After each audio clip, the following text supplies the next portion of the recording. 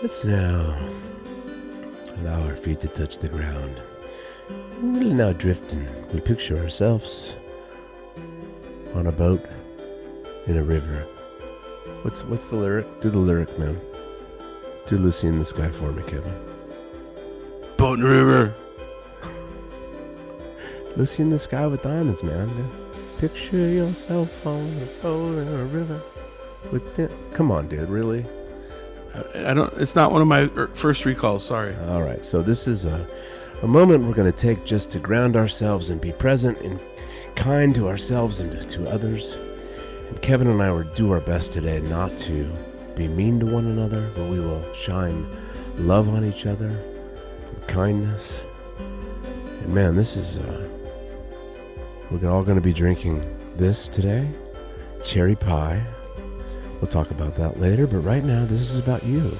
Let's take a deep breath together, Kevin Zucker. Ready? I'm going to inhale now. Hold. And exhale. Yes, let that exhale all the way out. Belly breathe, squeeze it out, baby. What's up, brother? Turn that crap off, will you? How you doing? All right, guys, you guys are idiots. I don't know why. Murray, you're here early, Murray. Yeah, I don't care. I just want to do a little bit of magic trick for Hey, you. Murray, I thought you were in Paris. I am. Oh, bonjour, monsieur. I'm doing magic. They don't do it the same way that they speak it. What's up? How you doing? I'm good, man.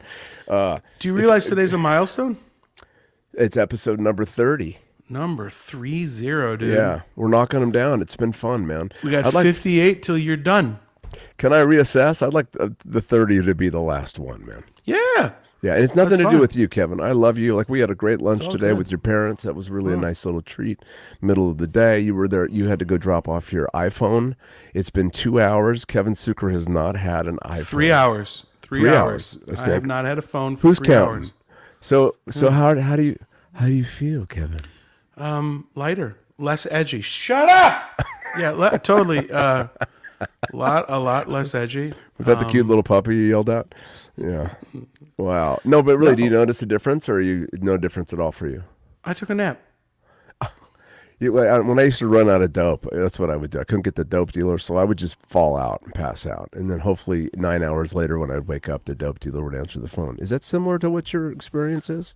No, I've never. This doesn't feel at all similar to what I just am going through. I'm totally fine. Yeah, I did find myself reaching for it twice and went, yeah. Yeah. Yeah, you know what I mean? I do that on my nightstand still 8-9 weeks later. I still at night as Joe lays asleep and I'm not drifting off and I'm watching something, I reach for the phone and it's 9 weeks. You'd think that I still hit my head on the back of the trailer still, and I've had that trailer since 2006, so slow learner, I suppose. Yeah, so it was nice to see your parents. I saw Mike on Sunday. We went to the Raider game. That was a lot of fun. What a terrible game. Thank you. What a Terrible. great game. Yeah, but I didn't get to see Margot. So Margot came to lunch, and I got to give Mama some love, Yeah, So- they're hanging out in Vegas. We went to Fort Lauderdale this last week, and the Docksiders played a show in Florida. And my mother and father came to town to look after our young Max. And then they're staying for a little bit. They're going to come to our shows this weekend at the Venetian. That's right. You're first. The Docksiders at the Venetian Friday, Saturday. Tickets still available at thedocksiders.com. We hope to see you soon. Are you playing this weekend? I'm not, but it's better if you plug my shows and I plug your shows. It's just better that way. The self-promoting thing is... I got nothing to plug if I do it shameless. that way. Well, what do you mean? No, I would...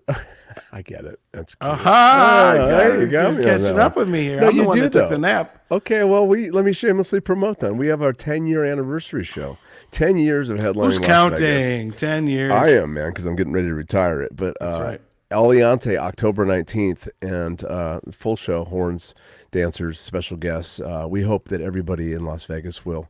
Hey, Alex, what's up, buddy? If you're from New York, what are you doing there, buddy? And we got Patrick on there. Patrick, thanks, Patrick, for Thanks, saying Patrick. that. Yeah, that's nice of Patrick.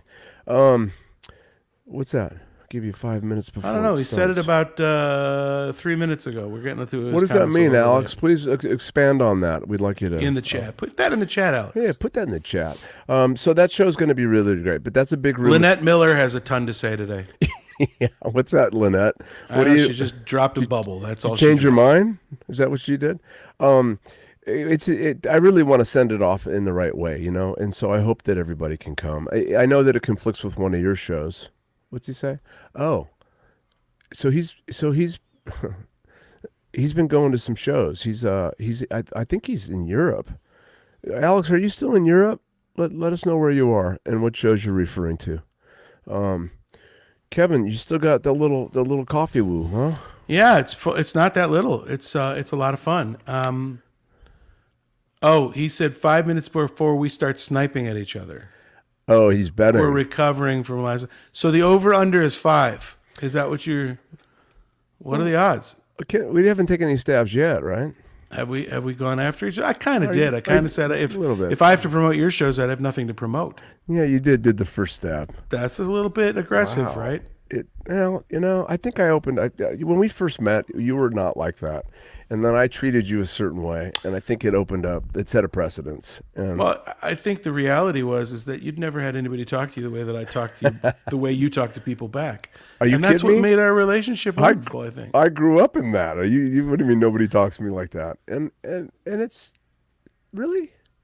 I think so. Yeah, no, it started out kind and sweet, and then you became an asshole. Really? I don't know. Is that what happened? I feel like that's how it went. But I forgive I you. lead with my asshole. That's what I do. Speaking of assholes, let's talk about this for a second. Kevin got a buddy in Wisconsin, in Milwaukee, right? You can't really see the Oh, here you go. Yeah, there you go. You can't really see because the light is on it. Yeah, there you go. We're going to show, but I use this topical cream, and I put some on my neck today, and it's amazing how this works. But this is a brand new sponsorship potential that we're looking to partner. What's your buddy's name that has this company?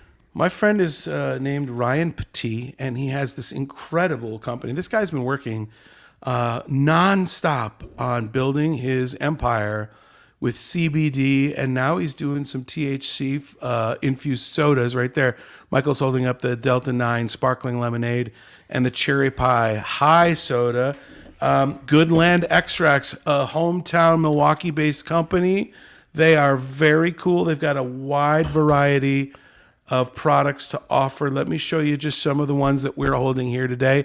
The lemonade, the cherry pie soda. Michael has the premium CBD roll-on, and they've got some tincture for internal under-the-tongue consumption.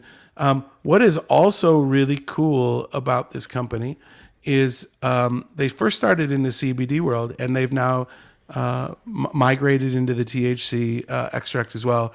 Their mission is they provide the highest quality cannabis extracts by applying state-of-the-art processing practices, ensuring complete customer satisfaction and confidence in all aspects of our operation, translating our passion and knowledge into an industry-leading cannabis processor of CBD oil distillates and THC-free CBD extracts. Our accomplishments will only be overshadowed by our empowerment of employees to be responsible for their roles in delivering top-tier consumables, giving clients confidence that we will meet and exceed expectations to guarantee the highest standards of quality. And if you are interested in learning more, go to www.goodlandextracts.com. Sign up with your email. You get 15% off your first order, and we'd love to try it out with you. We're gonna have a big old fizzy soda THC party. I think he's going on way, way too long. I just want to say that, but okay. Hey, man. That's good. That's a great way to treat a sponsor, right? I love it. That's awesome. The sponsor got treated perfectly. It's actually you. See what I deal with? Do you honestly ever see what this is about? What were you saying? Sorry. Okay, so the stabbing is happening, man. Hey, we had a nice morning conversation today talking about some, relationship stuff, right? I was going into therapy with my wife, and we had an amazing session today and some breakthrough stuff, and just how hard, you care about your business. You care about your craft to a level, your expertise, whether it's doing on-the-road production for other people or yourself, or mixing front of house for other people, or organizing your stuff. But a lot of people don't realize this, but for a band to go do a show or go travel especially, there are so much minutia of detail that has to be coordinated and communicated. And you have to deal with multiple other companies that are usually involved in it. And it's really challenging. And then within our own camps, I dated a chick named Minutia. But then within our own camps, though, we rely on people, and I try to treat you like I want to be treated, which explains why you're an asshole to me. But but generally in business, right, you try to really go over the top, right? It's excellence. We provide excellence. But it's hard. I find myself resenting situations because I just don't find like I'm getting it reciprocated everywhere. And when it comes to other human beings, am I being unrealistic with it? And I think you were kind of alluding to that too. And we love our bandmates and we love our partners and they're family, right? But it's difficult. Do you want to elaborate a little bit more on that challenge? And you can generalize, but like how do you handle it? Well, you stuff it. You stuff it, right? I lost where you were going. What is the question again? Sorry. Okay, go back to reading the CBD whole. Hi, Abby spiel. May. Good to see you. My friend Abby May is here. No, Hi, it's a Abby. lot of work, right? Like, just to give you an example, we played this last weekend in Fort Lauderdale, as I mentioned. So, I have to get 10 people to Fort Lauderdale at a certain time. I have to find accommodations for those 10 people. Those people got to figure out how to get from an airport to a hotel. They got to figure out where the hotel is. They got to then, while they're there, they want to know where they're eating and if they've got time to themselves or do they have to load into a sound check. And then talking about loading into a sound check, like you alluded earlier, we've got to then do what's called advancing the information. What is being provided from the equipment standpoint? What are we traveling with? What time will the stage be ready for the band to arrive to set up, which takes time before we can make any noise, which takes time. So there's, it's like it's almost like a musical where there's scenes and there's acts. And you have to plan for every act. And what you can't plan for is what experience has taught you how to deal with when it doesn't go the way that you've expected it to go. So and it usually doesn't. It usually there's always some side turn you got to make, and staying cool. Also, we have this in common where we're also the performer for that. So we've taken on the managerial role, and then taking that hat off. By the way, this is a great hat. This is also from cool hat. Our I got the potential shirt. sponsor. I got the shirt. You got the hat. But taking that hat off. And then getting into entertainer mode, and you seem to be more even keel with it all. To me, I can't stuff that stuff. I gotta confront it, communicate it. Otherwise, I'm gonna have a heart attack. Which, by the way, you had a heart attack at 38 or something. I didn't. It mimicked a heart attack. It mimicked a heart We'll attack. talk about that something else. Yeah. Well, that point is like you're stuffing all your shit, and this is a platform, a Little Lavender here, that we can talk about these difficult things. So, have you ever strangled anybody on the road?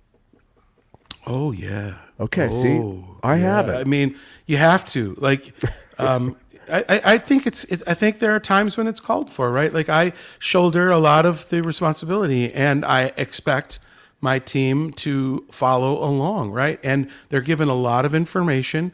Sometimes people don't read or acknowledge that the information has been sent, and then they ask questions about what's going on. So the quick response is, I sent that to you 3 weeks ago. Check your... And the time it took us to gather that information and put it in a situation we can share with everybody, it's like a waste of time. And the other thing too is advancing shows too far in advance. Like I'm a procrastinator, right? Yep. So I like to try to get everything handled a month. Well, I'm out of practice of doing a lot of corporates, and a lot of the corporates we do, that's all handled for us. But we're doing some that I did some advancing on, and I tried to get ahead of the curve. It's a waste of time. Wait till the week of and then get on it, because I spent all that energy and time, and none of that stuff is actually working out. So it's expectations of other human beings. We must focus on ourselves and what's my part, what can I do different. It's challenging, right? Marriages, partnerships, kids, families, whatever. I mean, businesses. And I think what experience has taught me is trying to not take things so personally, right? Like if somebody makes a choice based upon the information that they don't have or that they haven't figured out how to get, my initial instinct is to say, ooh, I sent it to you 3 weeks ago, fucker. Go look. Yeah. And I have to then pause, because that doesn't render the next response the way that will be productive for all of us. So, it's been, it's a learning experience, right? All of it is. It just never stops. 2 weeks ago, we had Mark Lund on the show, a comedian, and one of his things was, I suffer from first thought wrong. So knowing that we have that, like I want to fire that stuff back too. When I read that, I just get so frustrated with it. And then the ability to just pause, like you said, and then go at it proactively and try to find the win-win. So with that, speaking of taking things personally, shall we introduce our guest today? I love this guy. What I love about David is that we ran into him last night, and you and I were thinking, hey, let's do another Kevin and Michael episode. I wanted to kind of keep the birthday episode special. It was one of my favorite episodes that we've done together. And I thought it had some very unique timing and playfulness and heart that, sometimes we get away from because you're such a dick. But like, when I saw David last night, and he's one of the great guys here in Las Vegas that I've gotten to know. And granted, I don't know him a ton. I don't know him. He could be a serial killer for all I know, but like he could be the nicest serial killer in the world, right? True and that. the guy, I as you saw in the description of the show, I'm calling him the Funkmaster General from now on. That guy deserves like a military patch on his sleeve, and he walks in the room and the fucking shit drops, is what happens. He's got a great band called the Soul Juice Band. I'm just going to read a little bit about who they are, and then we'll get into it. We got a little bit of a part of their music video. Blazing soul, funk, rock, and jazz with a wall of horns is how some would describe the Soul Juice Band. However, a multi-genre songwriting band is how they would describe themselves. The band combines 5 blazing horns, a screaming B3 Hammond organ, heavy guitar riffs, and a gritty, soulful singer to create a dynamic fusion of heavy soundscape that is unique in the music industry. They are certainly an amazingly cool, unique band. Love that they're here in Las Vegas. Let's check out some of their music.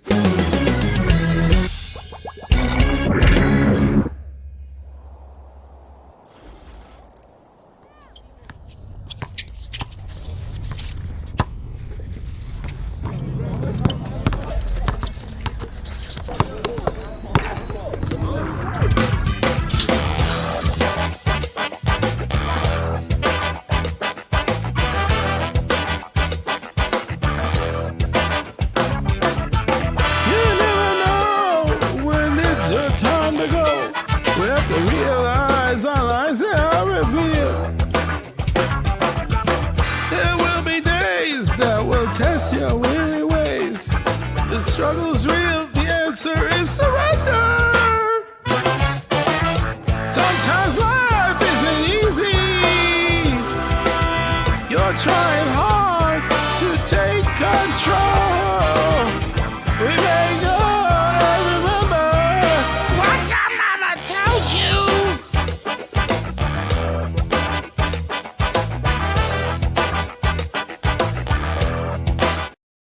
Ladies and gentlemen, Mr. David Tatlock. What the hell's going on, dude?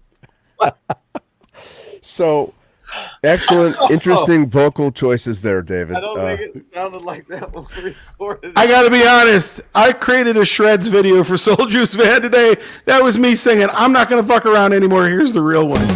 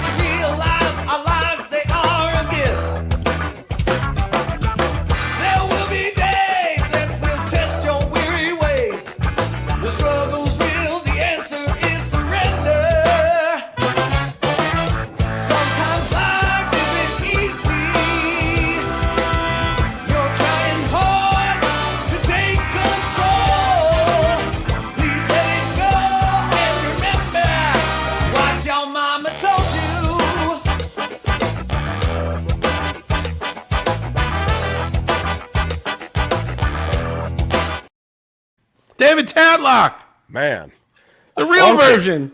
Funky, dude. That was classic. That first one, that just totally. I was like, did he slow it down? What did he do? Wow. You should sue him, man. That was some bullshit, man. That was unexpected. I didn't know he was going to do that. That was unexpected. You know something, David? Be flattered, because that is the most creative thing he has done on this podcast in 30 episodes. I want you to know that. Sorry, you Thanks, were the butt Michael. of it. Yeah, There was no but. Listen, he got 2 visuals played. That's because great, you saved right? it. The way you did it was great. But listen, man, Isaac Tubb, Kevin Molinex, who's playing saxophone with you? Well, now our saxophone player is a guy named Matt Schumer, but this guy's in demand. He's playing with Bruno Mars's club. He's playing around the country. He's a heavy in demand session player, Just so pay him more money, man. he plays with us, but Jimmy Carpenter also sits in with us a lot on tennis. Great horn section. Isaac did the charts for Reckless in Vegas, right? He did such an amazing job, and I get to play with Kevin. Isaac's too busy too, right? He's doing other stuff. Well, Isaac left us a little while back because he got the gig, with Cirque du Soleil. That's why I came to Vegas. By the way, I came and work with Cirque du Soleil. That's how I came to Vegas in 2000. What year was that? So I thought you were here before that. No, 2004. I came here to be the physical therapist at CA for Cirque du Soleil. That's how I got to Vegas, and I really 2004. a lot about Cirque at that point. But 20 years. Yeah, 20 years. 20 years, and you're funky as ever, brother. Killer stuff, man. You speak French? Oui, je parle peu de français. Je ne parle pas français, monsieur. Oui. Yeah, so I took it in high school, didn't really use it, and then I started working for Cirque, and they're based out of Quebec, and I went to Montreal when I first started, and then so I started to use it a lot more. I mean, I'm not fluent, but I can hold my own in a conversation a little bit. Did you sleep with your French teacher, by any chance? Just curious. I kind of had a crush on her, though. Yeah, right? That's what I was alluding to. We had crushes on our French teachers. I mean, high school boy, you almost have crushes on any female. Got a pulse in their Michael had crushes on chicken cutlets. No, but the French teacher, so Mrs. Marshall, I'll never forget her, and she didn't like me. I didn't do a good job on it, and she made me sing the French national anthem to make up for the final exam that I failed in front of the class. And so I still had a mad crush on her. She was, speaking French, it's such a sexy language. It is It's just one of those things. Pretty sexy language. Yeah, it is. Yeah. So is that song is not. I didn't take French. We don't care. You that song is that a single off the new album that you're working on, or is this? No, that's off the first album. So we're working on the second album. We're about to release an EP of 3 soul covers, and then those will be on the new album along with all the new songs. About eight new tunes, 3 covers that we reworked, and so it'll be 11 songs on the new album. So nice. I thought you said it was an EP. That's an album. That's a full. Well, we're releasing the 3 soul covers as its own EP called you are. Full Soul. Yeah. It's 3 soul covers from the 70s. And Kevin might know Edgar Winter. You probably know Edgar Winter. So Frankenstein. We're doing one by Edgar Winter, one by Wayne Cochran, and then one's like an old blues tune that we just rework. We do on our live show all the time. So. I'm a little insulted that I wouldn't know who that was, but of course I did. I don't know Wayne Cochran though. So maybe that's. Well, Wayne Cochran was big in Vegas. He blonde hair. He grew up in Georgia with James Brown, and he had hair that was like 2 feet tall. He had this big bouffant blonde hairdo, and he had this killer band, 12-piece band, and it was the first band that Jaco Pastorius played bass for. Wow. Was Wayne Cochran. And this guy's like blue-eyed soul. You probably know him. He sings Going Back to Miami. Going back to Miami. When I saw you play like at the House of Blues, 12-piece, 13-piece, pretty big band. How many? We're a 10-piece. So. You're a 10-piece. Well, you're like a 3 guy up there. So I find that this music, and Kevin, you can attest to this. You play great dance. I'd love to if I could get music. a word in. Yeah. Go ahead, keep going. Let me finish the thought. I'll let you in. But I have always loved funk, and I got turned on to a band called the Brand New Heavies many years ago. Yeah. And there was a band here in Las Vegas in the '90s called Home Cookin', and they were, you know who I'm talking? Jordan. Yeah. So you've always reminded me of Home Cookin', and I've always loved Home Cookin'. So thank you for. One thing I'll say is, people will talk about Tower of Power, Home Cooking, Santa Fe and the Fat City Horns. They're here in town. Those are horn bands. Those are like those bands. The horns are really up front. They're busy. They're doing a lot of work, a lot of intricate lines, harmonies. We're a band with horns. Yeah, like they're stabs. We are a songwriting band, and we use the horns to bring out the song. We'll do a lot more stuff where the horns are like a wall or like a bulldozer pushing this certain frequencies forward. But I would not call us a horn. I mean, when you go see Tower of Power, when you see Santa Fe, when you see Home Cooking, Home Cooking, those guys are like, you know. But it's a vibe. So busy. But it's a vibe. You're speaking musically. I'm talking about the vibe. Your body moves. You can groove. It's just it's that funk thing. And we talked about not taking things personally, and you clearly took that personally. You need to take a step back, take a breath, and let Kevin talk. Okay. Is it my turn? David, tell us where you come from. Where is this funk in your soul come from? Probably the opposite place you think it would come from. I come from a little bitty town in southern Indiana, 4,000 people. I was a white cracker listening to Merle Haggard, Waylon Jennings, and Willie Nelson. My dad drank Pabst Blue Ribbon. And smart guy. It's a Milwaukee beer. All I listened to was country and bluegrass. I never heard one soulful note in my life till I was about 13 or 14. Heard B.B. King. Actually, here's what happened. My brother went to college, came back with a Parliament record. That's it. And when I heard Parliament for the first time, it was like everything went from black and white to color. It was like, what is you heard Bootsy Collins for the first time? Bro, I heard this song called Bio Aqua Disco Beta, Bio Aqua Dulu, and I listened to that whole album, Mothership Connection, and my mind was blown. Were you straight at 13, or were you smoking pot yet at that point?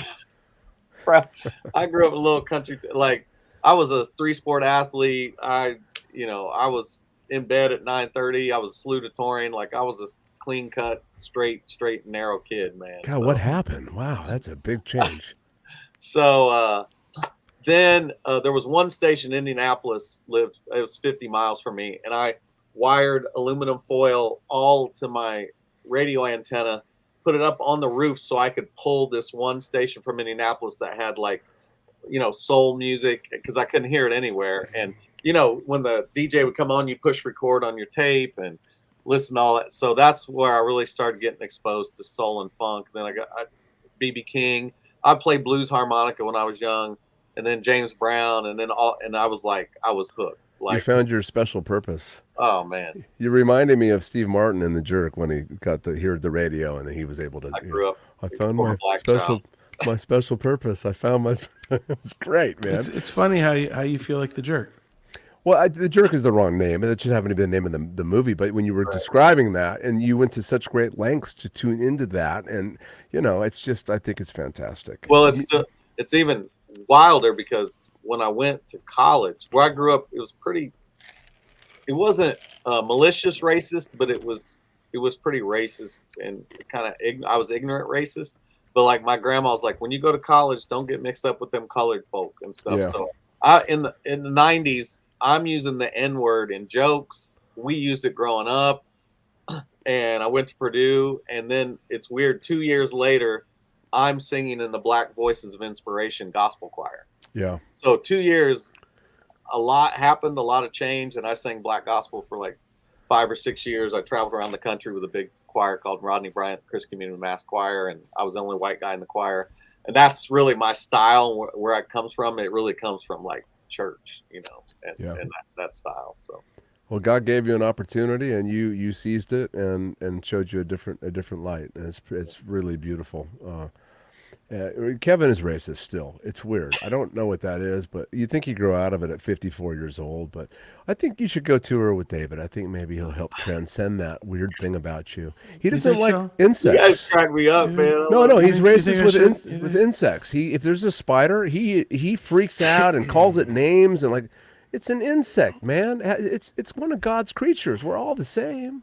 Take an egg, crack it open, brown egg, white egg. It's the same yolk in the middle, baby. Come on now. Isn't this nice how he lays me out to die? He just calls me racist. Kevin's racist. You know I don't mean and then it. left turns into an insect, right? Like, wow. That'll play well on a highlight reel on the. And he brought an egg into it. I mean, right? Yeah, I like that. Brought an egg into it. Let's see. So far, I've called him a racist, you a jerk, and I brought eggs into the situation. So this is why our sponsor is a one-time show. Who are going to get fired? Well, you have the contract you have. Yeah. So what? So you brought up to me about you got a clothing line coming out.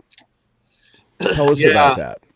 So in 9 years of doing this music, this is kind of my vibe, right? Vintage, throwback, whatever. And it's like we call it classy cleaning lady look. It reminds me of Steve Martin and the Jerk a little bit when he made all the money. It looks good. I would love to have some of those clothes. So Killer. I go shopping for clothes to perform in, and it's very difficult. Can't to get the find collars. The stuff I want. The collars. So finally, it's a long story, but I went to this magazine premiere, and it's a fashion magazine. I said, "Hey, I've got an idea for a line. Do you know any designers?" The lady suggested David, the guy that's over in Tivoli Village. I'm trying Tupaz, T-U-P-A-Z. He's got a shop over in Tivoli Village. He's the only couture designer in Nevada, I guess. Wow. I go meet with him. I said, "Hey, I want you to consider designing a line that would work for the style. I can never find these styles. I can never find this stuff. I think there's other guys that like, hey, where did you buy this at?" Stuff. Cindy, yeah, Mellencamp. I was born in Seymour. So yeah, I was born in the same town John Mellencamp was born in. Thank you for acknowledging our guest line there. That was really classy of you. Yeah. So he says, "I'm not designing your line. You design the dang line." Cool. I'm like, "What?" And I'm like, "I'm not a." And he said, "You obviously got ideas. Start working on it. Put it together." And I've been working with another lady here in town that's got her degree in design, and we're working on the design line. But it's all going to be vintage, throwback a little bit, combined with modern materials. Because this shirt is 50 years old. It's like these materials, we can upgrade materials now. We can use new stuff and different things. So I'm going to combine modern with vintage with some collar stuff. So shirts, but also got ideas for pants and shoes and hats and stuff like that. But we'll start out simple. But yeah, that's the idea in the spring, that we'll have a fashion show and I'll come out with my own line. It'll be a boutique line cut. So he has a store, and if he designs a line, he makes 8 to 10 pieces of each piece, and when he sells it, That's it. Can you showcase the collar on that shirt right now a little bit? Put it up so that it shows the length of it. But see you can't find shirts with that collar on it now. Right. So I pray that your line goes. My line will have collars. Yeah, I love it. I might be buying some of that line. What's it called? We're throwing around different names right now. Oh, never mind. If you don't know, it's probably going to be Deluxe. Deluxe. Yeah. All right. D's nuts. D's nuts. Go out and get that trademarked, everybody, and they'll have to buy the trademark from you. So he just disclosed a very private. I mean, come on, man. Not on the podcast. If you don't have the name, don't tell. It's gone now. It's gone. Hey, David, have you seen this podcast before? Yeah. You have? Okay. Podcasts. Not all of them, obviously. I got a question for you, and you just need to pick one, okay? All right. Magic Johnson or Larry Bird? Well, of course. You let him get Larry out. Well, you're slipping, Suker. You didn't hear the whole thing. You just heard the Magic Johnson or Larry Bird. Larry, click. You can't do it. You got to cut him off before he says the. So that's the Little Lavender endearment. We hang up on you because that's what we do to each other. And if you're not really in the circle of love of Kevin and Michael, then you haven't been hung up on yet. And that's the pitch for that. So, David, thanks for being on the show, man. The best, David Tatlock. Go see the Soul Juice Band. They've got some dates coming up in the Midwest. David, as it gets a little closer, remind me, I'm from Milwaukee originally. I'm going to get a bunch of my people out in the Midwest that we play to aware of your dates, and I'm happy to send some people your way. Their band is great, man. It was good to run into him last night and be able to get him on the show today. By the way, Wayne Newton last night, Monday's Dark. What the heck? That was pretty cool. Yeah, no, not great. Was it? Was he there? He was on stage. Was he fully there though? What was he fully there? Yeah, he's 82 years old, man. He still performs. He came from his show at the Flamingo, right? It was late. He showed up about 9:45. Mark Chinook got him on Monday's Dark. It was what an honor for Mark and for that audience. I thought it was really classy of you waiting till he left the building to do his hit song too. We tried to start it before he left, but he wouldn't have liked our arrangement. Reckless in Vegas' arrangement of Dankeschön is a little bit punk rock. You know what I mean? Yeah. So he did leave, which was disappointing. But he got to hear Chris Phillips. Chris did a Frank Sinatra song. So, listen, man, I love you. We're still going here, or did we cut off yet? We didn't cut off yet. I'm not going to let you cut me off. I'm going to cut you off. So you say something. Next Tuesday we'll be here, same time, same place. You want me to do it? Hold on a minute. I'm so smooth. Kevin, tell me about how you feel in your heart right now. Just give me a little something.